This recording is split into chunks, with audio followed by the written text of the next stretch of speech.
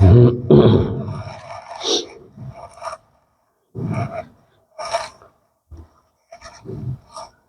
الحمد لله نحمده ونستعينه ونؤمن به ونتوكل عليه ونعوذ بالله من شرور أنفسنا ومن سيئات أعمالنا من يهده الله فلا مضل له ومن يضلل فلا هادي له وأشهد أن لا إله إلا الله وأشهد أن محمدا عبده ورسوله يا أيها الذين آمنوا اتقوا الله حق تقاته ولا تموتن إلا وأنتم مسلمون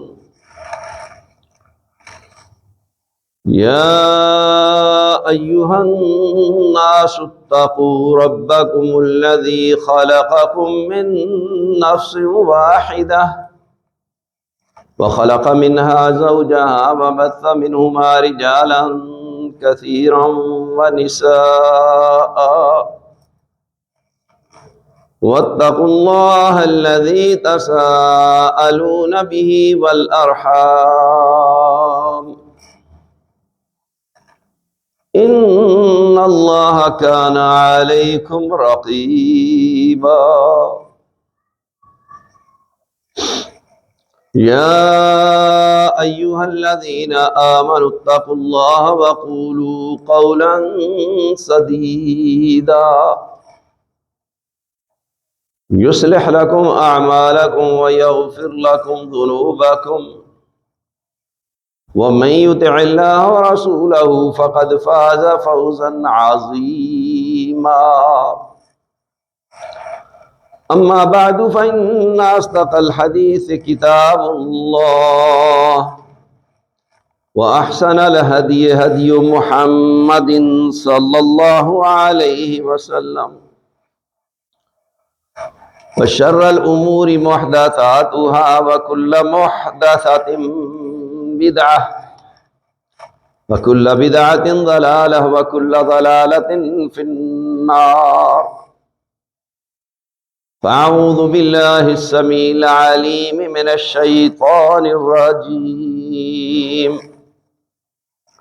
بسم الله الرحمن الرحيم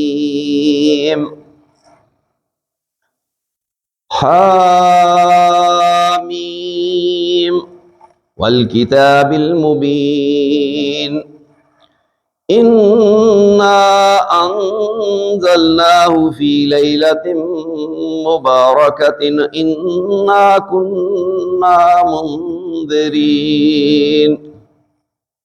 فيها يفرق كل أمر حكيم. میرے بھائی اور دوستو، موضوع کی مناسبت سے ہم نے سورہ دخان کی ابتدائی 4 آیات مبارکہ آپ کے سامنے تلاوت کی ہیں۔ ان آیات مبارکہ میں اللہ تبارک و تعالی نے خبر دی ہے کہ حامیم والکتاب المبین، واضح کھلی کتاب کی قسم، انا انزلناہ فی لیلۃ مبارکہ، یقیناً ہم نے اس قرآن مجید کو بابرکت رات میں اتارا۔ انا کنا منذرین، یقیناً ہم ہی ڈرانے والے ہیں۔ فیہا یفرق کل امر حکیم، اور اسی رات میں ہر حکمت والے کام کا فیصلہ کیا جاتا ہے۔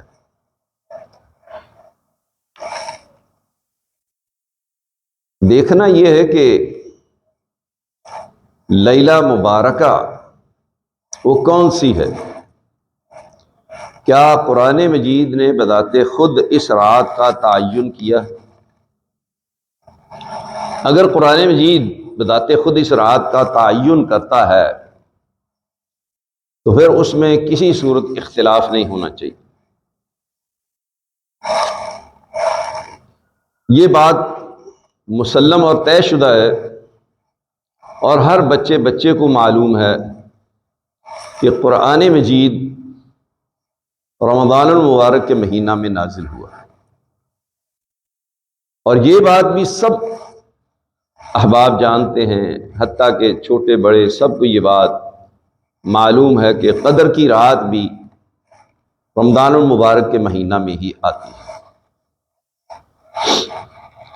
تو جب یہ بات قرآن مجید نے بذات خود واضح کر دی کہ انا انزلناہ فی لیلۃ القدر، کہ ہم نے اس قرآن مجید کو قدر کی رات میں اتارا، اور پھر اس مہینے کا بھی تعین کر دیا گیا کہ شہر رمضان الذی انزل فیہ القرآن، تو اس سے مراد پھر لیلہ مبارکہ قدر کی رات ہی ہے، دوسری کوئی رات نہیں ہے۔ اور محدثین کا اس بات پر اتفاق ہے، اجماع ہے، سب کے سب اس بات کو ذکر کرتے ہیں کہ لیلہ مبارکہ سے مراد لیلۃ القدر ہے۔ یہ لیلہ مبارکہ کو شب قدر بنانا، شب برات قرار دینا، یا شعبان کی 15ویں رات قرار دینا، یہ قرآن مجید کی معنوی تحریف ہے، جس کی قرآن مجید کسی صورت اجازت ہی نہیں دیتا۔ اور جس قدر بھی اس سلسلہ میں روایات بیان کی جاتی ہیں، وہ تمام کی تمام روایات یا تو موضوع ہیں، من گھڑت ہیں، خانہ ساز ہیں، یا منکر اور باطل ہیں، یا سخت ضعیف ہے، کوئی ایک روایت بھی پایا ثبوت کو نہیں پہنچتی۔ جس روایت کے متعلق بعض لوگوں کا یہ خیال ہے کہ یہ روایت پایا ثبوت کو پہنچتی ہے، وہ روایت بھی ضعیف ہے، جیسا کہ امام ابن ابی عاصم نے کتاب السنہ، امام ابن حبان نے اپنی الصحیح میں، اور امام طبرانی نے المعجم الکبیر والاوسط دونوں میں ہی اس روایت کو ذکر کیا ہے، معاذ بن جبل رضی اللہ تعالی عنہ سے۔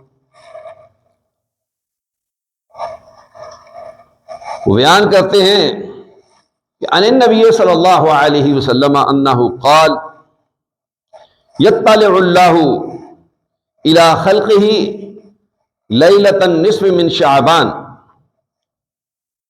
فیغفر لجمیع خلقہ الا مشرک او مشاہد، کہ اللہ تبارک و تعالی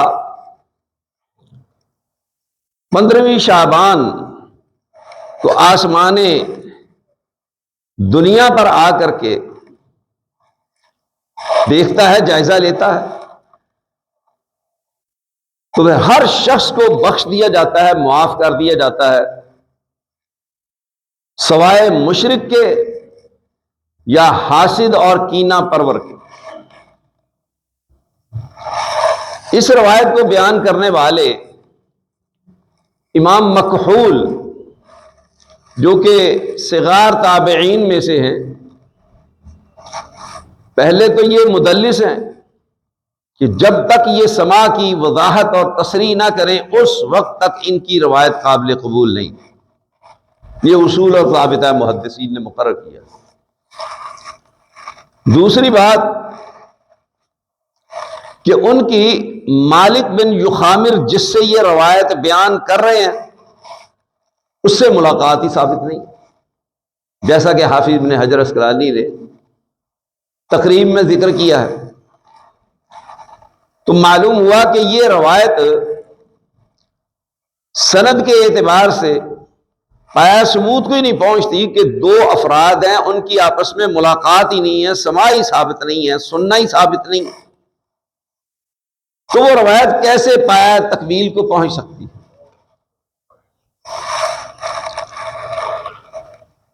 دوسری روایت جو علی رضی اللہ تعالیٰ عنہ کے حوالے سے لوگوں میں بہت زیادہ مشہور ہے، جس کی وجہ سے لوگ اس رات کا قیام کرتے ہیں اور دن کا روزہ رکھتے ہیں،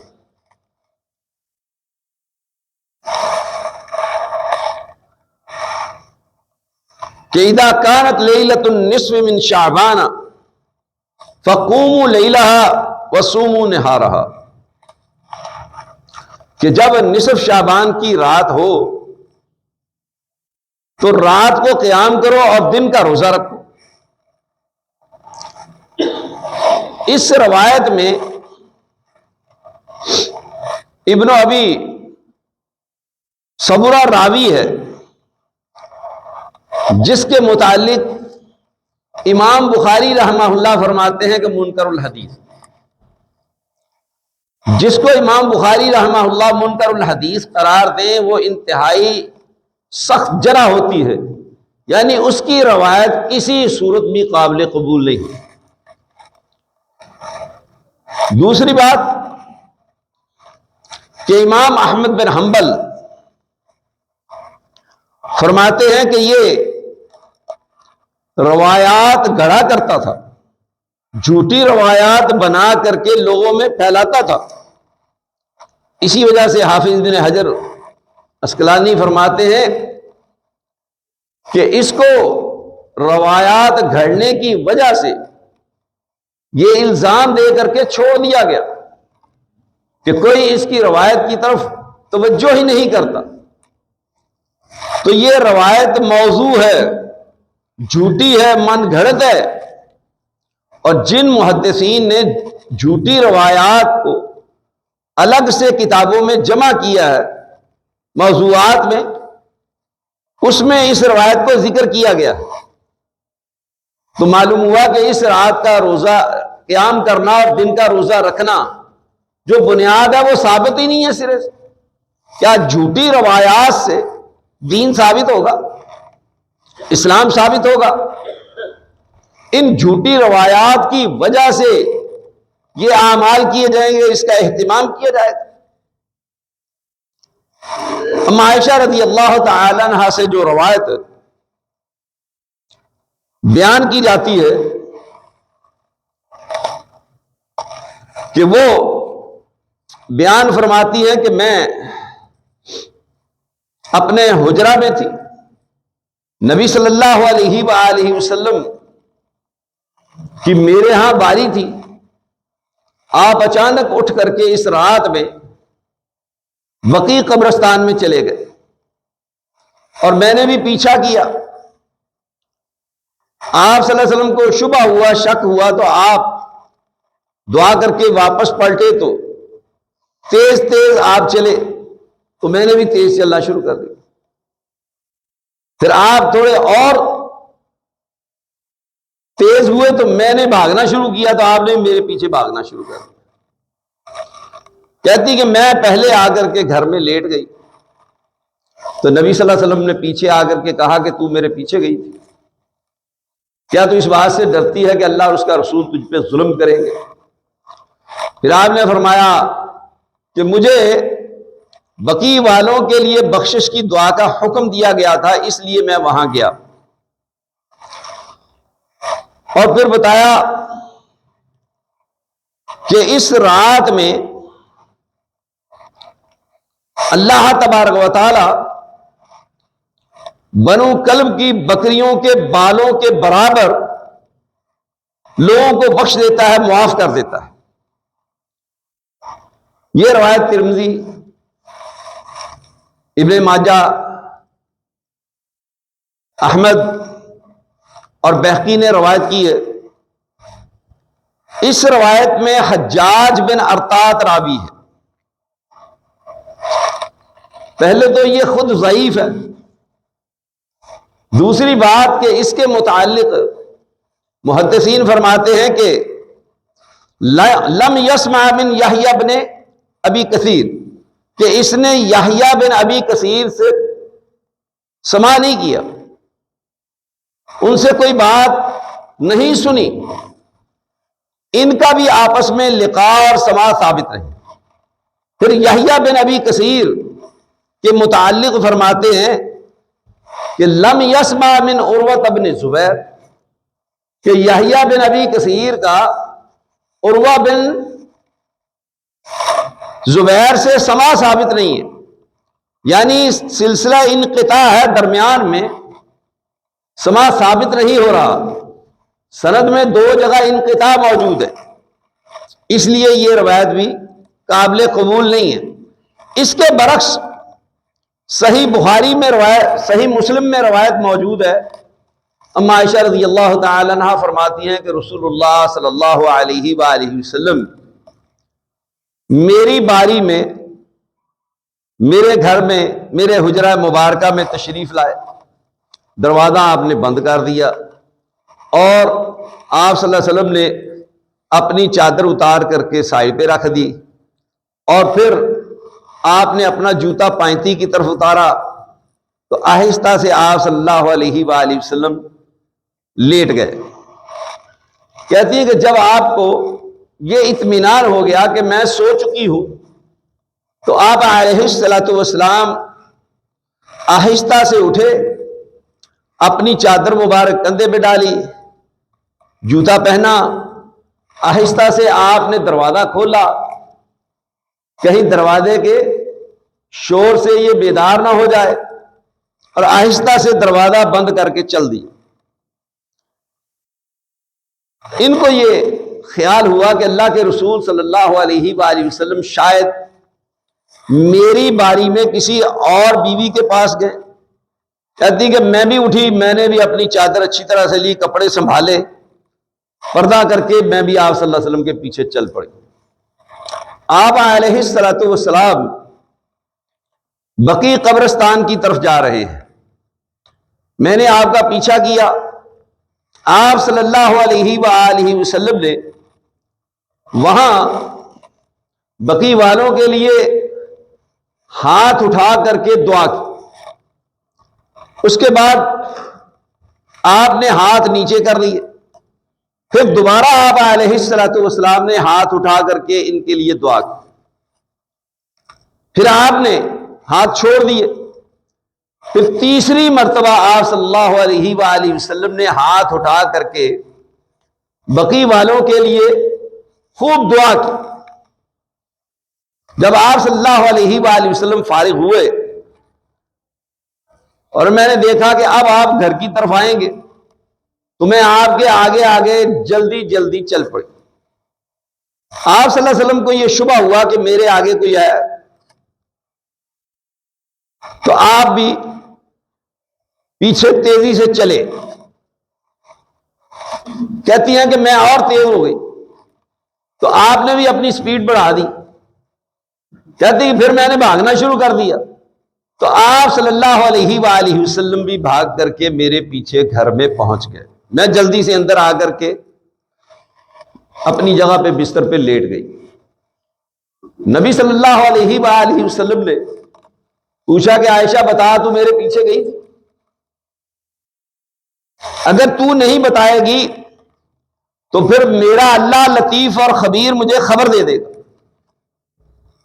اما عائشہ کہتی ہے اللہ کے رسول صلی اللہ علیہ وسلم آپ پر میرے ماں باپ قربان ہوں، میں آپ کو بتاتی ہوں کہ میں اس وجہ سے دل میں یہ خیال کر کے آپ کے پیچھے گئی، آپ کا میں نے تعاقب کیا، پھر اس کے بعد جب آپ واپس پلٹے تو میں جلدی آ کر کے یہاں لیٹ گئی۔ آپ صلی اللہ علیہ وآلہ وسلم نے فرمایا تو کیا سمجھتی ہے کہ اللہ اس کا رسول تجھ پہ ظلم کریں گے؟ ایسا نہیں ہو سکتا۔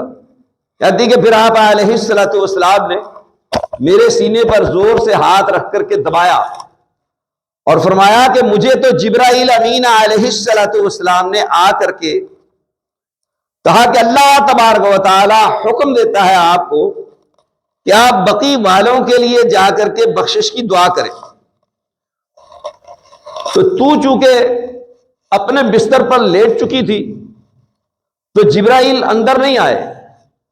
انہوں نے مجھے دروازے پر ہی بلا کر کے آہستہ سے کہ تجھے یہ سنائی نہ دے حکم دیا. تو میں نے بھی چاہا کہ تجھے معلوم نہ ہو، تو میں بھی اس طریقے سے آہستہ سے گھر سے چلا گیا اور واپس آ گیا کہ اللہ تبارک و تعالیٰ کا یہ حکم تھا کہ بقی والوں کے لیے بخشش کی دعا کی جائے. عائشہ رضی اللہ تعالی عنہا فرماتی ہے کہ اللہ کے رسول صلی اللہ علیہ وسلم ہم اگر قبرستان جائیں تو پھر ہم کیا کہیں؟ تو نبی صلی اللہ علیہ وآلہ وسلم نے فرمایا اولی، تو یہ بات کہہ، یہ کلمات کہہ، السلام علی اہل الدیار من المؤمنین والمسلمین، کہ مسلمان اور مومن گھروں والوں پر سلامتی ہو. وَيَرْحَمُ اللَّهُ الْمُسْتَقْدِمِينَ مِنَّا وَالْمُسْتَأْخِرِينَ، اور اللہ تبارک و تعالیٰ کی سبقت کر جانے والے اور جو پیچھے آنے والے ہیں ان پر رحمت ہو. وَإِنَّا إِن شَاءَ اللَّهُ بِكُمْ لَلَاحِقُونَ، اور یقیناً اللہ تبارک و تعالیٰ کی مشیت ہوئی تو ہم بھی تمہارے ساتھ ملنے والے ہیں. یہ دعا نبی صلی اللہ علیہ وآلہ وسلم نے سکھائی. اب یہ صحیح مسلم کی روایت میں نہ شعبان کا ذکر ہے، نہ نصف شعبان کا ذکر ہے، نہ 15 شعبان کا ذکر ہے. مطلق یہ روایت ہے کہ آپ صلی اللہ علیہ وآلہ وسلم کو اس مہینے کے علاوہ جبرائیل امین علیہ السلام نے آ کر کے اللہ کا پیغام پہنچایا. آپ اس پر عمل کرنے کے لیے بقی قبرستان کی طرف چل پڑے. یہ بھی ہمارے ہاں ایک لطیفہ ہے. بقی قبرستان ہے، بقی الغرقد کہا جاتا ہے اسے. ہم نے اسے جنت البقی بنا دیا. بچے بچے کی زبان پر جنت البقی. اللہ کے رسول صلی اللہ علیہ وسلم نے تو یہ لفظ نہیں کہا، نہ یہ ثابت ہے. اسی طرح سے معلّہ قبرستان، اس کو جنت المعلّہ لوگوں نے قرار دے دیا. یعنی دین کے اندر جب تک لوگ اپنی طرف سے کوئی اضافہ نہ کر لیں، کوئی ایڈیشن نہ کر لیں، کوئی چیز ملا نہ لیں، اس وقت تک ان کو اطمینان ہی حاصل نہیں ہوتا. عجیب صورتحال بن چکی ہے. دین کو ایک مذاق بنایا ہوا، جس کا جو جی چاہتا ہے وہ دین کے متعلق باتیں بیان کرنا شروع کر دیتا ہے اور جو جی چاہتا ہے اس میں اضافہ کر دیتا ہے. تو نبی اکرم صلی اللہ علیہ وآلہ وسلم سے یہ ایسی روایات قطعاً ثابت نہیں ہے. ان روایات میں سے ایک روایت جو کہ عبداللہ بن عمر بن عاص رضی اللہ تعالیٰ عنہ سے مروی ہے، اس میں پہلی روایت کی نسبت الفاظ مختلف ہیں. اس میں یہ ہے کہ یطلع اللہ عز وجل الی خلقہ لیلۃ النصف من شعبان فیغفر لعبادہ الا الاثنین مشاہن وقاتل نفسہ، کہ اللہ تبارک و تعالی 15 شعبان کی رات کو مخلوق پر نظر کرم کرتا ہے، دیکھتا ہے، پھر اللہ تبارک و تعالی اپنے تمام بندوں کو 2 قسم کے لوگوں کے علاوہ بخش دیتا ہے. ایک کینہ پرور اور دوسرا اپنے آپ کو قتل کرنے والا. اس روایت کو امام احمد بن حنبل نے اپنی مسند میں ذکر کیا ہے. اس میں ابن لہیہ راوی ہے. تمام محدثین کے نزدیک بالاتفاق یہ ضعیف راوی، بلکہ امام جوزجانی تو فرماتے ہیں لا نور علی حدیث ہی، اس کی روایت پر کسی قسم کا کوئی نور ہے ہی نہیں کہ اس کی طرف دیکھا جائے، غور کیا جائے. اب آپ دیکھیں کہ پہلی روایت میں الفاظ تھے مشرک اور مشاہن کے، اس میں مشرک کا ذکر نہیں ہے، اس میں خودکشی کرنے والے کا ذکر ہے۔ لہذا اس اعتبار سے بھی یہ روایت آپس میں الفاظ کے اعتبار سے ٹکرا رہی ہے، تو یہ روایت بھی قابل قبول نہیں ہے۔ اور پھر اس میں حی بن عبداللہ بن شریح المعافری راوی ہے، اس کے متعلق امام احمد بن حنبل فرماتے ہیں کہ احادیثہ منکرہ یا احادیثہ مناکیر، کہ اس کی روایات منکر ہیں، قابل قبول نہیں ہے۔ اب ذرا آئیے کہ تابعین کے دور کے امام عبد الرحمن بن زید بن اسلم رحمہ اللہ وہ کیا فرماتے ہیں؟ کہتے ہیں کہ لم ادرک احدا من مشیختنا ولا فقہائنا یلتفتون الی لیلۃ النصف من شعبان ولم ندرک احدا منہم یذکر حدیث مکحول الا یرا لها ولا یرا لها فضلا من سواها من اللیال۔ کہتے ہیں کہ میں نے اپنے اساتذہ شیوخ اور اپنے وقت کے فقہاء علماء ان میں سے کسی کو نہیں دیکھا کہ وہ 15ویں شعبان کی رات کی روایات کے متعلق جو روایت مکحول نے بیان کی ہے کوئی التفات کرتے ہو، توجہ کرتے ہو۔ سب سے پہلی روایت جو معاذ کی بیان کی وہ ہم نے مکحول کے واسطے سے بیان کی نا، وہ کہتے ہیں کہ مکحول کی روایت کی طرف کوئی توجہ ہی نہیں کرتے تھے ہمارے علماء، فقہاء، اساتذہ، شیوخ، اور ہم نے کسی کو دیکھا ہی نہیں ہے کہ وہ اس رات کے متعلق کوئی فضیلت سمجھتا ہو یا اس کا کوئی اہتمام کرتا ہو۔ اس قول کی سند بالکل صحیح ہے۔ امام ابن وضاح نے کتاب البدع میں اس روایت کو ذکر کیا ہے، بلکہ المصنف عبد الرزاق میں امام ابن ابی ملیکہ جو کہ تابعین میں سے ہے، ان کے متعلق جب یہ بات ان کو بتائی گئی کہ انا زیادا المنقریہ وکان قاصا، یہ قصہ گو تھا، وائز تھا زیاد منقری، یقول ان اجر لیلۃ النصف من شعبان مثل اجر لیلۃ القدر، کہ یہ شخص قصہ گو وائز بیان کرتا ہے کہ شعبان کی 15ویں رات کی فضیلت، اس کا اجر و ثواب ویسے ہی ہے جیسا کہ قدر کی رات کا ہے۔ فقال، تو انہوں نے فرمایا لو سمعتہ، اگر میں اس کو سن لیتا کہ وہ یہ روایت بیان کرتا ہے، یقول ذالک وفی یدی عصا لضربتہ بہا، اور میرے ہاتھ میں عصا ہوتا، یہ لاٹھی ہوتی، تو میں اس شخص کو اس لاٹھی کے ساتھ مارتا، اس کی پٹائی کر، کہ یہ ایسی باتیں کہتا ہے جن کا کوئی سر پاؤں ہی نہیں، جس کی کوئی حقیقت ہی نہیں ہے۔ آپ سوچیں اور غور کریں کہ آج کثرت کے ساتھ وہ تمام تر روایات جو کہ امام غزالی نے احیاء علوم الدین میں جھوٹی، منکر، باطل، سخت ضعیف، اور اسی طرح سے شیخ عبد القادر جیلانی جن کو پیران پیر دستگیر کہا جاتا ہے، ان کی کتاب غنیت الطالبین کے حوالے سے جتنے بھی میگزین چھپتے ہیں ان میں یہ روایات کی بھرمار ہوتی ہے جن کا کوئی سر پاؤں ہی نہیں ہوتا، کوئی حقیقت ہی نہیں ہوتی۔ افسوسناک پہلو یہ ہے کہ اس بات سے ہی لوگ بے خبر ہیں کہ رسول اللہ صلی اللہ علیہ وآلہ وسلم نے کس قدر وعید شدید سنائی ہے۔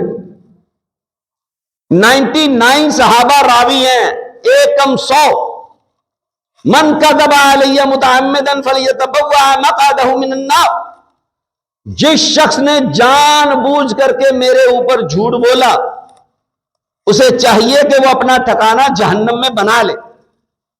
حدیث کی کوئی ایسی کتاب نہیں ہے جس میں یہ حدیث موجود نہ ہو۔ اس قدر کثرت کے ساتھ صحابہ اس روایت کو بیان کرنے والے، لیکن یہ لوگ اس بات کو سمجھنے کی کوشش ہی نہیں کرتے۔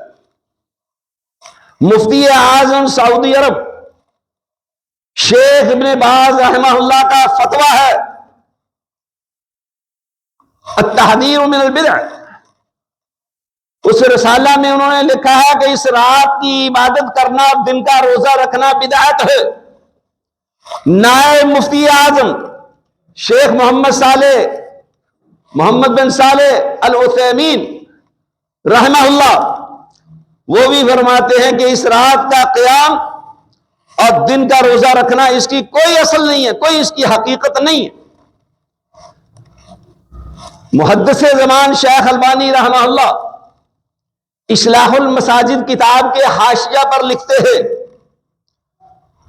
کہ اس سلسلہ کی تمام روایات ضعیف ہیں اور مل کر کے اجتماعی طور پر اس رات کی عبادت کرنا یہ بدعت ہے۔ آئیے آپ کو سب سے عجیب تر بات بتاتے اور سمجھاتے ہیں۔ ہمارے بر صغیر کے اعلی حضرت احمد رضا خان صاحب بریلوی، انہوں نے اپنے فتاوی رضویہ میں یہ بات لکھی ہے، اس کا صفحہ نمبر 11 جلد نمبر 1 پر فرماتے ہیں کہ ان الاستنان لا يثبت بالحدیث الضعیف، کہ ضعیف حدیث سے کسی شے کا سنت ہونا ثابت نہیں ہوتا، یعنی سنت وہی چیز ہوگی، اسی سے سنت ثابت ہوگی جو حدیث نبی صلی اللہ علیہ وآلہ وسلم سے ثابت ہوگی۔ وہ بھی یہ بات مانتے ہیں، تسلیم کرتے ہیں اور لکھتے ہیں، اور تمام محدثین نے ان تمام روایات کو جیسا کہ ہم عرض کر چکے ہیں موضوع اور من گھڑت قرار دیا ہے، اور ان روایات کی کوئی حقیقت موجود نہیں ہے۔ آئیے ذرا بدعت کے متعلق 2-3 باتیں آپ کے گوش گزار کر دیں۔ نبی صلی اللہ علیہ وآلہ وسلم جب بھی خطبہ ارشاد فرماتے، وہ خطبہ جمعہ ہوتا، وہ خطبۃ الحاجہ ہوتا، وہ خطبۃ النکاح ہوتا، یا وہ خطبہ مسنونہ، 4 نام اور 4 قسم کے خطبے، ان تمام میں آپ صلی اللہ علیہ وآلہ وسلم یہ الفاظ کہا کرتے تھے شر الامور محدثاتها، تمام کاموں میں سب سے بدترین کام دین میں نئی ایجادات ہیں، وَكُلُّ مُحْدَثَةٍ بِدْعَةٍ، اور دین میں ہر نیا نکالا ہوا کام بدعت ہے، وَكُلُّ بِدْعَةٍ ضَلَالَةٍ، اور ہر بدعت گمراہی ہے، وَكُلُّ ضَلَالَةٍ فِي النَّارِ، اور ہر گمراہی کا نتیجہ جہنم کی آگ ہے۔ یہ آپ سوچیں اور غور کریں کتنا بدترین کام ہے، کیوں اس کو اس قدر بدترین کام قرار دیا گیا؟ یہ بچوں کو خاموش کرائیں بھائی، یہ سوچیں۔ امام مالک رحمہ اللہ فرماتے ہیں جو شخص بدعت کا ارتکاب کرتا ہے، دین میں کوئی نیا کام نکالتا ہے، گویا کہ وہ نبی صلی اللہ علیہ وآلہ وسلم پر خیانت کا الزام لگاتا ہے۔ یا تو آپ صلی اللہ علیہ وسلم کو یہ بات معلوم نہیں ہو سکی، اس کو معلوم ہو گئی، یا آپ صلی اللہ علیہ وسلم کو معلوم تھی، آپ نے چھپا لی، نہیں بتائی، تو یہ خیانت کا الزام لگاتا ہے نبی اکرم صلی اللہ علیہ وآلہ وسلم پر۔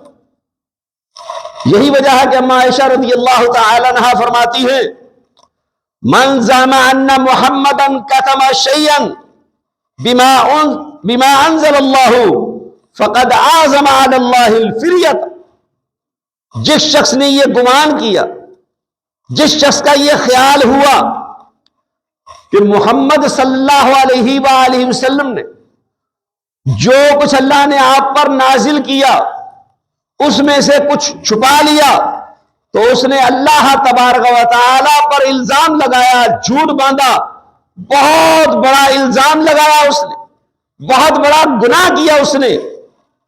کیوں؟ واللہ یقول، اور اللہ تبارک و تعالی فرماتا ہے یا ایھا الرسول بلغ ما انزل الیک من ربک وان لم تفعل فما بلغت رسالتہ، کہ اے رسول صلی اللہ علیہ وسلم جو کچھ آپ کی طرف اتارا گیا، نازل کیا گیا آپ کے رب کی طرف سے، اسے آپ پہنچا دیں، اور اگر آپ نے ایسا نہ کیا، اس ابلاغ کا فریضہ سر انجام نہ دیا، اس بات کو لوگوں تک نہ پہنچایا، فَإِن لَّمْ تَفْعَلْ فَمَا بَلَّغْتَ رِسَالَتَهُ، تو پھر آپ نے اللہ تبارک و تعالیٰ کی رسالت کو نہیں پہنچایا، اس کے پہنچانے میں آپ نے کمی اور کوتاہی کی۔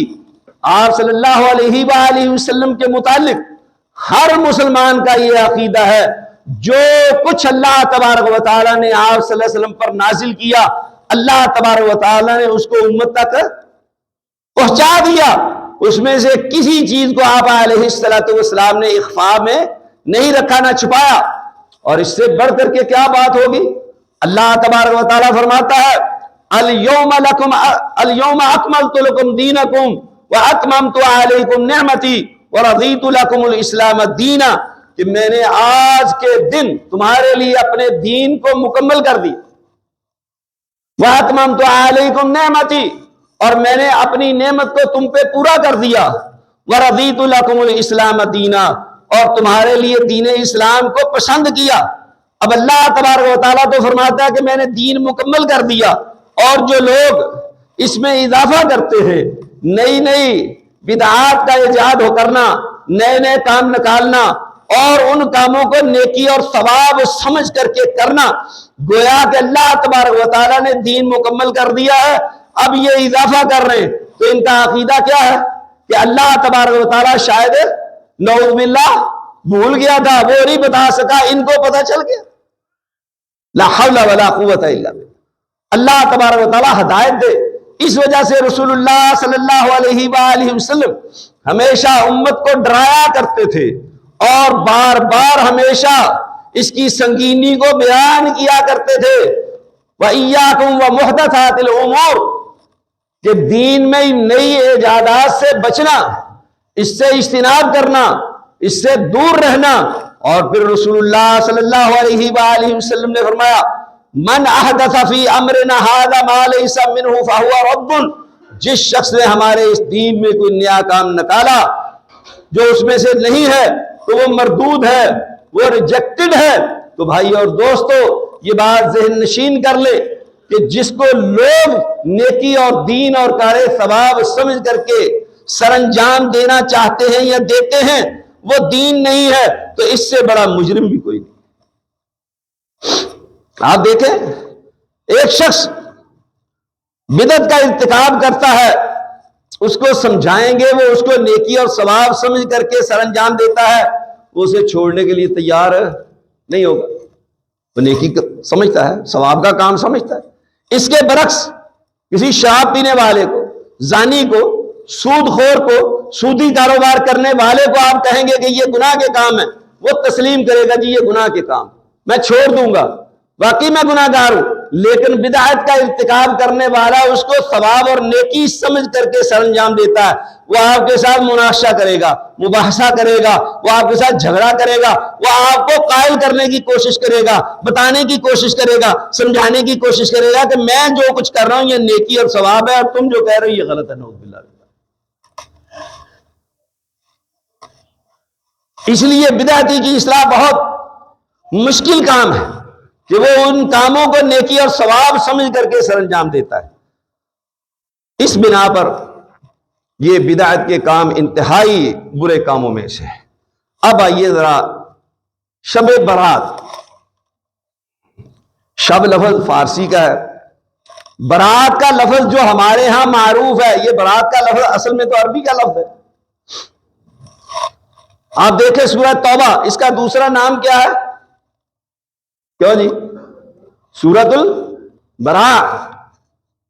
تو براء اس کو کہا گیا، کیا مطلب ہے؟ براءۃ من اللہ ورسولہ، اللہ اور اس کے رسول کی طرف مشرکوں سے اظہار بیزاری ہے، اعلان برات ہے، کوئی تعلق نہیں ہے اللہ اور اس کے رسول کا مشرکین کے ساتھ۔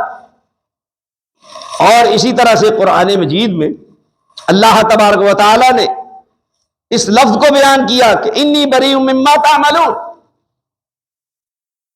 کہ آپ کہہ دیں کہ بے شک میں بری ہوں اس چیز سے جو تم عمل کرتے ہو،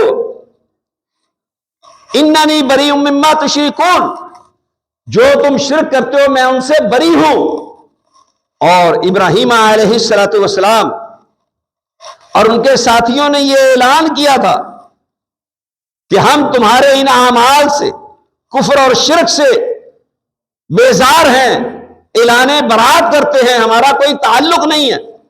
سن 9 ہجری میں جب رسول اللہ صلی اللہ علیہ وآلہ وسلم نے ابو صدیق رضی اللہ تعالیٰ عنہ کو امیر حج مقرر کیا تو علی رضی اللہ تعالیٰ عنہ کو ساتھ بھیجا اور جا کر کے کہا کہ یہ اعلان کر دو کہ آج کے بعد مشرکین بیت اللہ کا حج کرنے کے لیے ہی نہیں آ سکتے، ہم ان سے بری ہیں، بیزار ہیں۔ تو شب برات کا کیا معنی ہوگا؟ بیزار رات، بیزاری کی رات۔ اور لفظ بھی بناتے ہیں اپنی طرف سے تو ان کے کوئی معانی اور مفاہیم بھی درست نہیں ہوتے۔ تو اللہ تبارک و تعالیٰ ہدایت دے، یہ ساری چیزیں خانہ ساز ہیں، اور جو کچھ کام ہو رہے ہیں آپ لوگوں کے سامنے ہیں۔ ویسے لوگوں کو اب رمضان آ رہا ہے نا، اللہ توفیق دے ہر شخص کو راتوں کا قیام کرے اور رمضان کے روزے رکھے۔ راتوں کا قیام کرنا کس قدر لوگوں پہ بھاری ہوگا، کس قدر بوجھ سمجھیں گے، حالانکہ یہ قیام گھنٹہ، یہ 1.5 گھنٹہ، زیادہ 1.5 گھنٹہ ہوتا ہے، یہ قیام کرنا بھی مشکل ہوتا ہے۔ اور رمضان کے روزے نہیں رکھتے، آج کے دن کا 15 شعبان کا روزہ رکھنے کا اہتمام کرتے ہیں۔ اس پر شیطان مشاہدہ کرتا ہے اور اس پر شیطان جو ہے لوگوں کو روکنے کی کوشش کرتا ہے۔ معلوم ہوا کہ وہ نیکی کے کام ہے، اللہ کو پسند ہے، اس کے راستے میں شیطان رکاوٹ بنتا ہے، اور یہ نیکی کے کام نہیں ہے جس پر شیطان ان کے ساتھ تعاون کرتا ہے، تھپکیاں دیتا ہے، شاباش دیتا ہے کہ کرو بھی یہ کام۔ پھر کبھی آپ نے غور کیا کہ اس رات میں کھانے پینے کا پروگرام ہوتا ہے، حلوہ پوڑی کا، کچوریاں چلتی ہیں، سموسے چلتے ہیں، اور ہمارے لوگ ان چیزوں کو سمجھنے کے باوجود بھی صرف ایک دن کی یا ایک رات کی کمائی کی خاطر یہ کام سر انجام دیتے ہیں۔ اگر یہ اللہ پہ توکل کریں اور بھروسہ کریں تو میرا خیال ہے کہ اللہ تبارک و تعالیٰ ان کے رزق میں ویسے ہی اتنا اضافہ کر دے کہ ان کو اس دن کے لیے، رات کے لیے یہ اہتمام کرنے کی ضرورت اور حاجت باقی نہ رہ جائے۔ یہ ایمان اور یقین کی باتیں ہیں۔ وَمَن يَتَّقِ اللَّهَ يَجْعَل لَّهُ مَخْرَجًا وَيَرْزُقْهُ مِنْ حَيْثُ لَا يَحْتَسِبُ وَمَن يَتَوَكَّلْ عَلَى اللَّهِ فَهُوَ حَسْبُهُ، یہ اللہ کا وعدہ ہے۔